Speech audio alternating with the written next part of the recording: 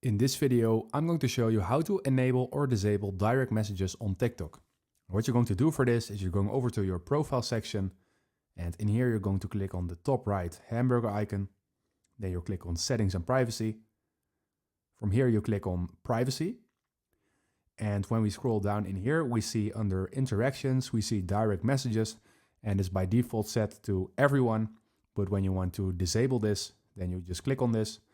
And now you can click on allow direct messages from. As you can see, I have it on everyone as by default. But let's say you want to switch it off or restrict it. Then you click on this. And now you can select a couple of options. You can click on suggested friends. So only followers you follow back and people you may know are allowed to send you a direct message. Or friends who follow you back. Actually followers that are following you back. Or you can set it to no one.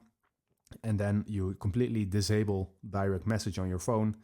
And as you can see, the other preferences, for example, the filtered request, everything and the read status will be set to disabled because you have disabled it incomplete.